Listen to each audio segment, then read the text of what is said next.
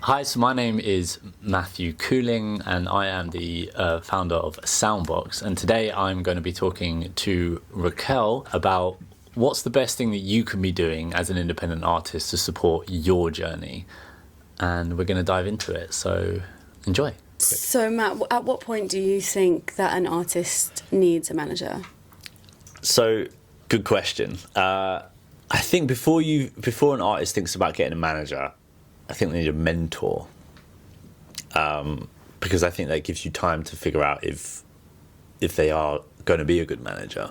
Once you feel like you don't need a manager, it's probably a time to get a manager, because you could make the wrong decision on your manager because you feel like you need someone to come in. It's like I was saying earlier, right? It's like someone's going to come in and like do everything for you and save you and all this sort of stuff. And it's like that's not going to happen. Get your ducks in a line, and then a manager can come in and help you elevate that. And maybe open up some doors, connections. A manager's supposed to protect you, so when you making sure your paperwork's in line, making sure that everything is registered in the right way and things like that. That's a manager's job. So if you're at a point where you're like actually ready to start releasing music, a manager could be really useful to just make sure you've actually checked all the right boxes. If you are having conversations with labels, a manager can be great to helping you negotiate your deal. I've also heard managers destroy deals. So again, that's why I sort of said the mentorship actually can be nicer, because as soon as you get into management territory, you're talking contracts, you're talking commitment to paying income.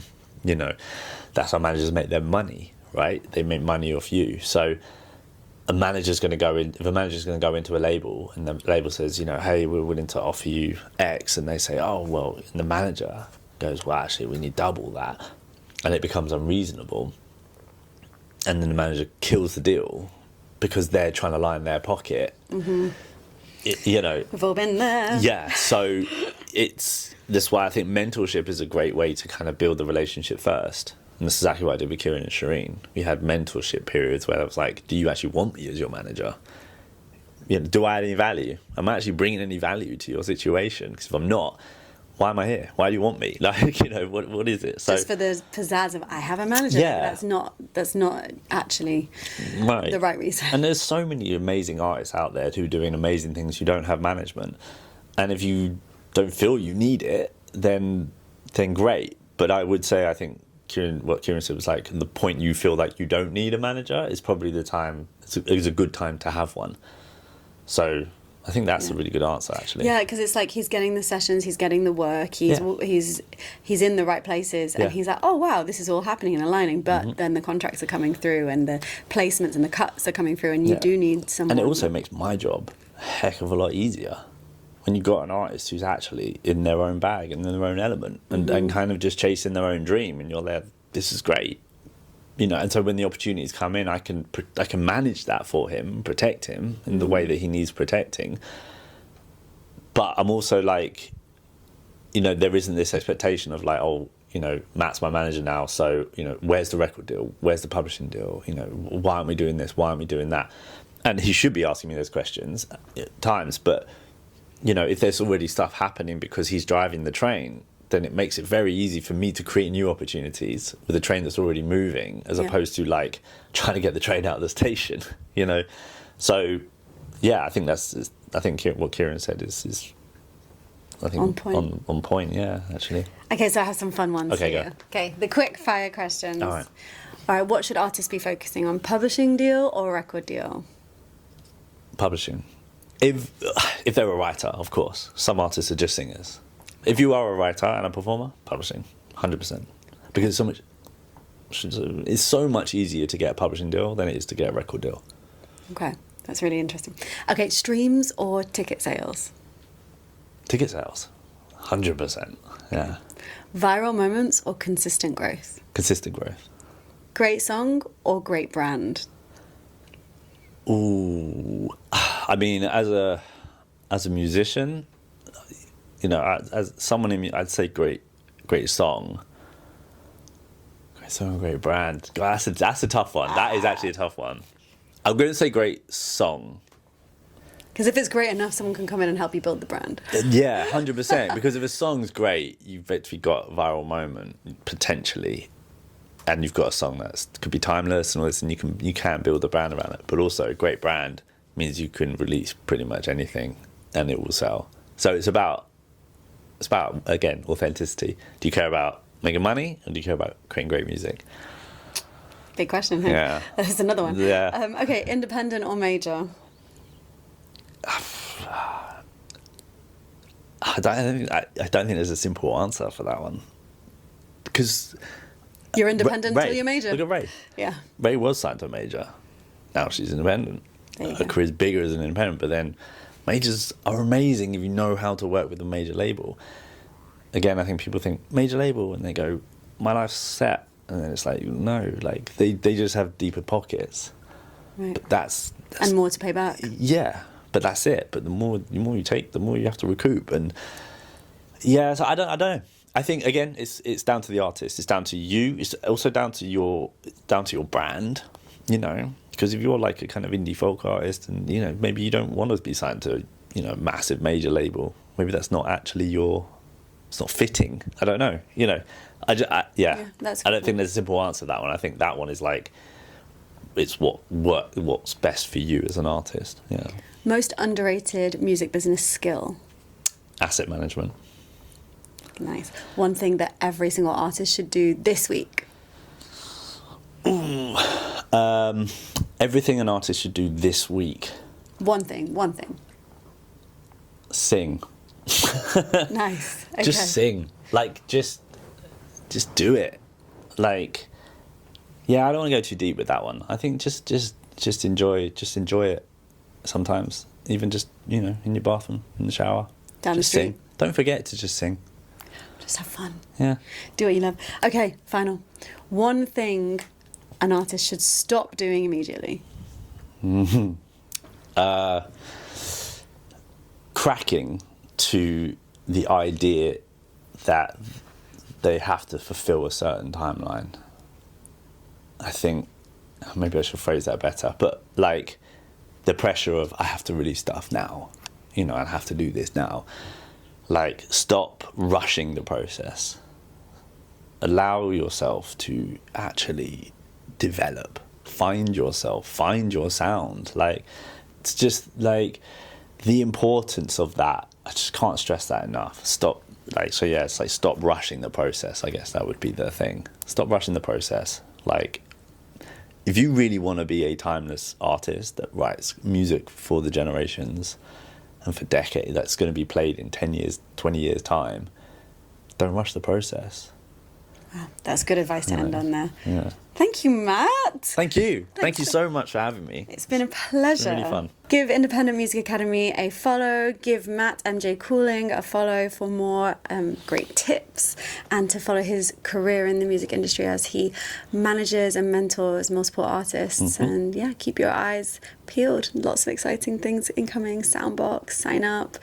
So thank you for watching. I'm Amazing. Raquel, Independent Music Academy. Catch you later. Thank you, Matt. Thank you. Hi, guys. Hey. We've heard loads about you from Matt, obviously. Kind words, I hope. Lovely. Yeah, I know. Yes, there's the answer. Now, I've had the pleasure of working with you both this week here at Independent Music Academy, and oh my gosh, we've had so much fun.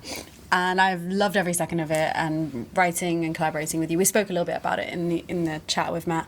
You both just make everyone feel at ease. The room is just a lovely place to be. So Thank you so much. And the same goes to you. thanks. It's been great. Honestly. Yeah, thank you so much. It's been such an amazing opportunity. And it's just been nice to get out of London. That's why all the songs we made were so good, because we were just in the sun, it was away, and it, like Kieran saying, it was just a well-needed break for us both. Yeah. just create without any bounds, and it's been really good. Oh, well, it's been such a pleasure having you here, and Matt too. So I have a question that I ask every artist that comes through. Now, I can't give you too much time to think about it, so I'll go quick. Kieran, you've got the mic. Okay. If your music was a type of food, what would it be and why? Good question. I think can I say condiments?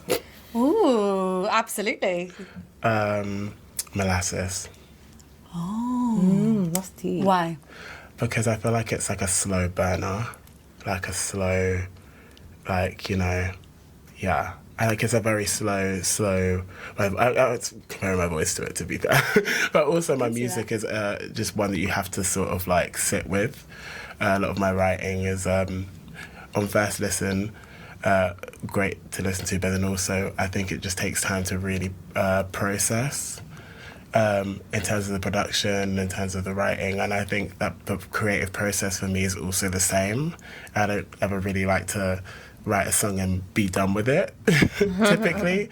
So I think that like both the creative process and the listening process are both like things that I'd love for my listeners to digest slowly. So yeah. Wow, I need to go try some molasses. Condiment. I love a condiment. That's nice. Okay, Shereen, same question. If your music was a type of food, what would it be and why? Something along the lines of like tiramisu or like a trifle. I just think there's so many layers, and I think the more you listen, the more you'll hear, and the more you'll piece together. Like take each layer as you will, and then put it together and make something great and tasty and sweet. Sweet, bit of punch with like the coffee. Do you know what I mean? Yeah. I can see that. I also love tiramisu. Yes, it is actually one of my favourite desserts. Yeah, well, there you go. Oh, that's perfect. Okay, so I also just wanted to ask, you know, this journey in the music industry, like what keeps you going? Because I find that as an artist, sometimes it can be lonely. 100%. And it can sometimes feel, even when you've achieved things that you would have dreamt of a couple of years ago, might not have the same feeling. And how do you pull yourself up, keep inspired, and stay on your train? How do I stay inspired? I think it's just being at peace with everything not being, you know, I guess for me, like being at peace with it not being linear. Like for me, again, I think we discussed before we were doing this interview that like pain is such a fundamental part of like writing and creating, and like in a perfect world, everyone would just not hurt, and everyone would just make banging songs, and it would be great. But I think that like just being at peace with during the process, it's not going to be what you expect or what you were happy and positive, and just being at peace with every single part of that process and understanding that is the process, instead of trying to force it into an idea, a perfect world and a perfect idea that doesn't involve pain, that doesn't involve discomfort. So yeah. Oh, that's a really nice answer. Thanks. What about you, Shereen? I think just reminding myself why I started this in the first place and why I wanted to be on this journey and be an artist and songwriter. Because like Kieran said, it's not linear at all. Like you're going to have bad months, you're going to have amazing months, you're going to have a good week, you're going to have a bad week. And I think it's just about not basing the whole thing on just the negatives. And I think as creatives, because we feel so intensely and so deeply, it's hard to not. You know, there's some weeks like I'm waking up with like this impending doom of like, I'm not even doing music full time yet. But then it also reminds me that, okay, I still want it so bad. Like I have this fire in my belly that I just need to keep putting into my craft and the dedication and etc. So yeah, it's a weird one. It's not an easy career at all. Like, I've been doing this since I was 18 and performing arts from when I was like really young, and so has Kieran. So yeah, we're still going, and you just have to keep going for it. I love that. Okay, so final question, I promise. 5 years time, where are you, Kieran? What are you doing? Touring. Hopefully an album is out. Well, actually, an album will be out.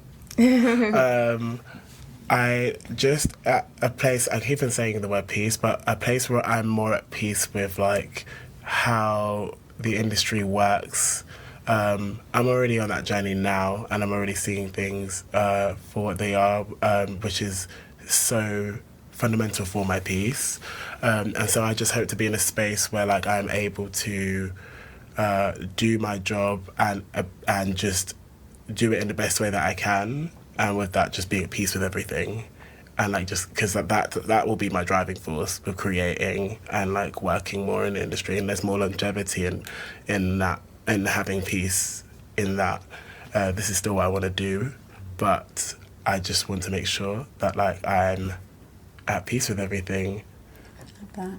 Yeah, love that. That's such a profound, deep answer. I really like that. Thank you. Okay, Shereen, 5 years. Where is Shereen Valentina? In 5 years, I would like to have an album out, maybe 2 or 3 EPs in that time frame as well.